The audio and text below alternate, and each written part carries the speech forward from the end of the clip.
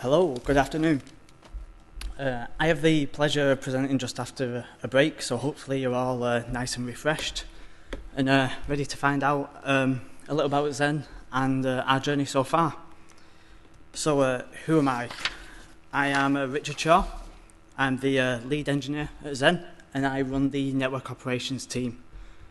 My team is responsible for the operating, maintaining, upgrading, configuring and putting out any fires on the Zen network and all the challenges that come along with that. My journey started quite a few years ago, but I transitioned from enterprise networks to service provider about 5 years ago, and I've never looked back. I'm extremely passionate about technology. I love networks. I'm driven by networks, automation and testing automation. At my time at Zen, I've scripted test suites that's allowed us to be able to test firmware upgrades of routers to make sure the router is actually operational after the firmware upgrade has been completed. I am a geek. I have a favourite protocol. It is BGP. And I'm the person who spends my evenings looking at graphs and looking for ways for us to improve. My wife's unfortunately banned my laptop from the bedroom though, after a little bit of an incident where my laptop slid off my knee and smashed her into the face while she was sleeping. I have a dog as well. She's called Luna, and she was very interested by this presentation, so good start for me. So who in the room has heard of Zen? Oh, that's a good number, we are an ISP, we're very local to where we're just based down the road in Rochdale. So like I said, I'm going to take you on the journey from Zen, becoming from a service provider to an infrastructure player, and give you a bit of a glimpse of the future Zen from a networks perspective. Our journey begins in 1995, when we were founded by Richard Tang. It started off with 6 dial-up circuits, sharing 64 kilobits per second of bandwidth between them. In 1995, I was 3 years old. I'd never used a computer, never mind the internet. If we kind of fast forward to today, I'm now responsible for actually maintaining that dial-up platform, and yes, it is still running. In 1998, we won our first award, the Comdex Starlight Award for being the best internet provider, and the theme of awards kind of runs through Zen's history. 2000, we released our first broadband product, and we connected one of the first broadband customers in the UK. 2 years later, 2002, our customer base had grown to 10,000 users. 2004, we won our first PC Pro Best Broadband Award, and I think we've won it 15 years consecutively now. Between 2002 and 2010, there was a lot of steady growth, consistent profits. And then in 2010, the fibre broadband came along. 2013, we won our first combined Which Award, which was for both broadband and phone provider. But it wasn't the first time we'd actually won the broadband award, from which we'd actually done it 15 times previously. Most recently, we were quoted as the most reliable broadband provider for the UK by Which, and we have won it again in March this year. Our exchange rollout began in 2014, where we decided to unbundle 100 exchanges. 2015, we doubled that to 200 exchanges, and we also really started selling our wholesale products. Our growth has allowed us in 2017 to do a core network refresh, and we increased capacity quite significantly and brought a new vendor to our existing network, and that was Huawei. This is when we became a true multi-vendor network, and I'll come on to some of the challenges of that in a little bit. Last year, we doubled our exchange footprint again, to bringing us up to 400 exchanges in total, and we were also proud to be named one of the top companies to work for, placing 44th in the Sunday Times top 100 companies. This year so far, we are planning on expanding to another 100 exchanges, and by planning I mean we are. 50 exchanges have already been in the build process now, and the other 50 have been selected. By the end of the year, that should give us 500 exchanges and 70% fibre coverage in the UK. We've got approximately 130,000 customers, and we are the 5th largest LLU operator, and we aspire to be the 4th. However, I still think we are the best kept secret.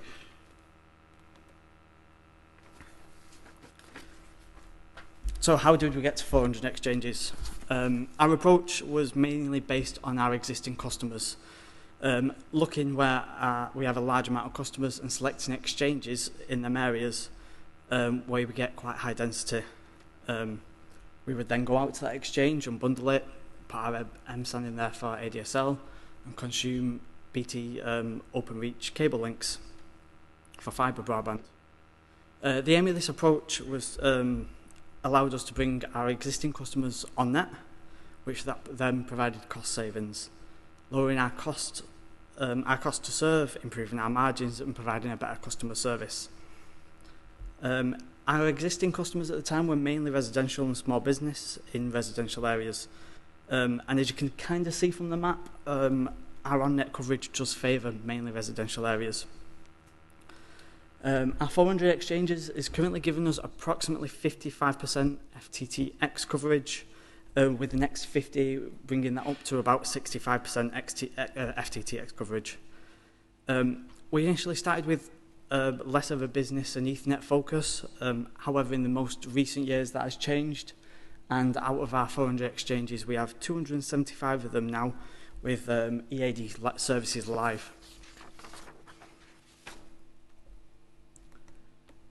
Our approach has given us some quite interesting side effects and some quite interesting challenges. As you can see, our coverage in Manchester is great. We are no secret in Manchester. Our first exchanges were unbundled in Manchester, Rochdale being one of them, which is where we're based. We've got great coverage in affluent areas, and I think that's because the philosophy of our premium service demands a premium price tag. But actually, our on-net presence has allowed us to become more of a national player, and our wholesale service is now very competitive, and our presence allows us to actually undercut BT wholesale. As you can see in Birmingham, our coverage isn't as great. You could think that people in Birmingham don't like Zen, but that actually isn't the case. The OpenReach exchanges in Birmingham are relatively small, and they're never seen as economic enough for us to build to. We've always tended to go more high density, and the Birmingham low volumes never really would have given us the bang for buck. The map on the right hand of the screen is our capacity, backhaul capacity at each of the exchanges. Like I mentioned, the exchange rollout was based upon residential customers, whereas what we are seeing is our backhaul upgrades and capacity at our exchanges is actually being driven by Ethernet sales now.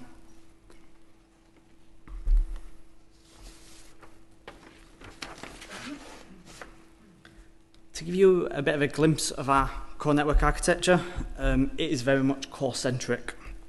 We have layer 2 backhaul from all of our exchanges to a core site, which is effectively a very long Ethernet cable from a site, from an exchange back to the core. In the exchange itself, we terminate EAD customers on a Juniper EX2200 switch, which is uplinked to an ADVA G114. Our cable links are connected into the G114, and then the backhaul is connected to there as well. In our core, all of our backhauls are aggregated onto a number of bearers and either terminate on a ADVA EGX or a Huawei NE20 router, depending on whether they are an older exchange or some of the newer ones we've gone to. The ADVA EGX or the NE20 then offhands the traffic to where the service is terminated, and that could be a Huawei NE40 router, an Ericsson SSR, or a Juniper MX. I said earlier, the multi-vendors give us a little bit of a challenge. A multi-vendor network is really easy if you have a abstracted MANO layer. We don't. We have very highly skilled engineers who know all the CLIs off the top of their head. They know the quirks, the bugs, and a lot of interoper testing goes into the network. The multi-vendor also means that we have to have a lot of different scripts and tools to provision different parts of the network. So if you were provisioning an exchange, you would use one tool. If you were provisioning something on the core, it would be a different tool. Some of our challenges with this architecture, the first being the failover of an exchange is manual. Well, it's a script, but it's not ideal and it's not automatic. Scaling is difficult for us. Backhaul uplifts are possible up to 1 gig. When you start exceeding 1 gig, you have to start putting multiple backhauls in. Capacity management is an absolute nightmare. We have a dedicated resource at Zen who does capacity management, and they run calculations at least every other week for this.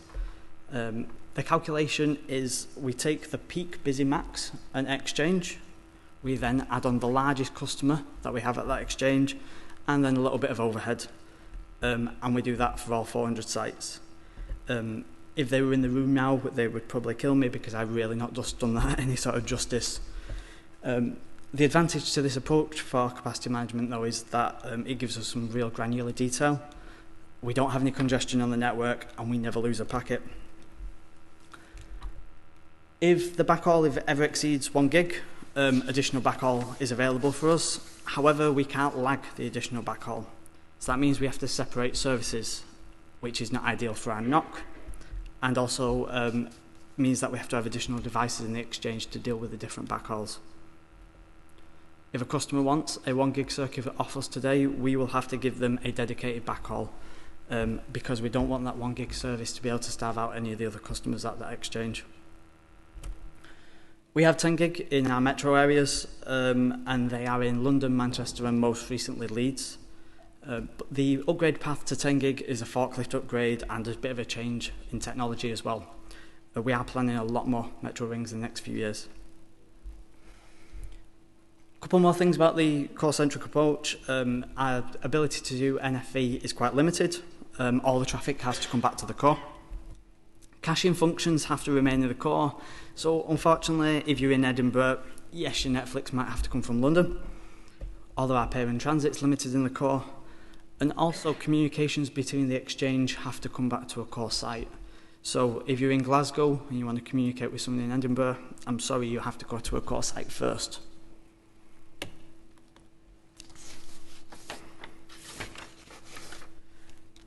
The two graphs show our traffic growth predictions over the next 5 years. The one on the left shows peak busy hour averages for broadband and Ethernet, and the one on the right shows what we think our system bandwidth needs to be able to handle them connections. At the minute, we have a peak busy hour of 1.1 megabit per second for broadband, and it's 29 megabits per second for an Ethernet customer. In the next 5 years, we expect this to grow to 15.5 meg for broadband and 458 meg for Ethernet as a peak busy. And this is compound growth based on history. 20 years ago, the peak busy hour was about 10 kilobits per second. The reason we expect these jumps is the technology changes, so going from ADSL to FTTC to FTTP to GFast. And then for Ethernet, OpenReach EAD prices. A EAD 1 gig circuit is now priced the same as 100 meg was a few months ago, and we don't expect it to be too long until 10 gig is priced the same as 1 gig. So when you add together the circuit speed increases with the tech advances, more circuits for Zen, we are expanding and growing, extra usage, more Netflix, you get the right-hand graph. And yet, in 5 years' time, we expect to need over 17 terabits per second of core network bandwidth. Ouch. So something has to change. For us to be able to scale to the numbers and to meet our customer demands, we need to do something a little bit different. The first thing we've done is challenged our approach on how we select and build future sites. We're no longer just going for existing customers, we're starting to look at future demands of customers and future prospects. We're putting a lot of focus on our partners and wholesale customers and the needs of their customers. Backhauling all the traffic to the core is inefficient. If we use the core-centric approach previous, in 2023 we will need over 10 terabits per second of core backhaul bandwidth. We need to reduce the reliance on this bandwidth, and we expect to do that by offloading the popular content, such as the Netflix, the YouTube, as locally as possible to the exchanges, either in geo areas or even at exchange in some places. They're close to the customer and it should give a better customer service. The flat layer 2 network is no longer suitable. Everything can't come back to the core. The new architecture means we need some new devices, and these new devices need more bandwidth, and they need more edge transit and BNG capacity. So, to give you a little bit of a glimpse of Zen's future, we are looking at a new architecture and a new infrastructure which is capable of handling the growth for the next 5 years. Customers don't expect to lose any packets, we don't expect them to lose any packets, and we don't want to start doing that now. It needs to be highly resilient, and an exchange backhaul needs to be able to fail over automatically. We're going to follow the best practices set out by the industry, such as the ETM and the TOGAF frameworks and the TM forums. We're also going to try and use the latest and greatest technology, such as EVPN breakout for our wholesale customers. We're also looking into segment routing because we think that gives us a lot of benefit as well. Most importantly, we have to pick the right hardware and the right technology, so it's going to mean more multi-vendor networks. The biggest difference means that, for us though, is that there'll be a orchestration layer between the end user, our engineers, and the network itself. We are going to leapfrog a whole generation and jump an order of magnitude. We're going for 100 gig AG going into a terabit core. We've tried horizontal scaling previously, it didn't work, so we're not going to do that again. And as all carrier networks it needs to be secure by design. None of these things are new, it's what the industry has needed to do for a long time.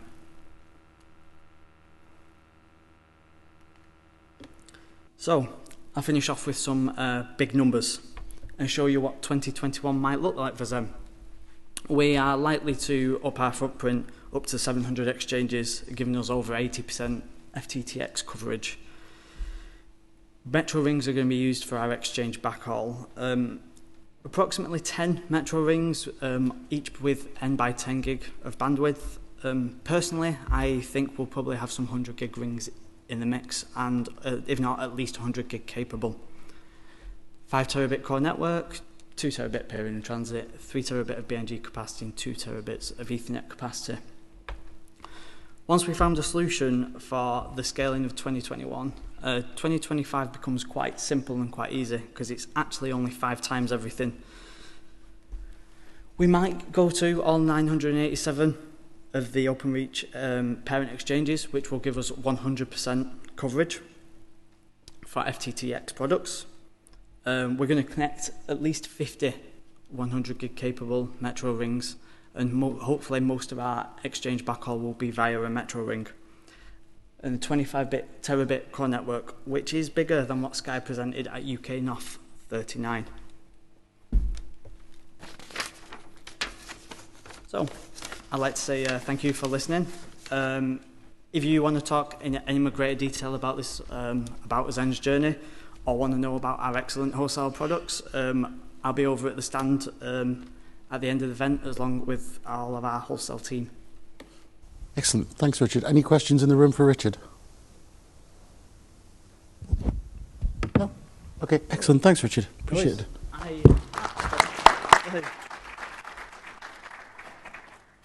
I also have the honour of presenting the winner of our Sega Rally time trial game.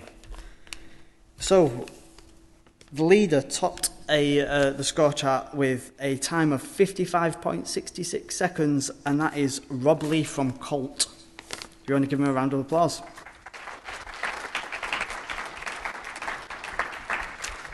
The prize will be available to pick up during Pints and Packets. Excellent. Thank you. Thanks, Richard, and congratulations, Rob.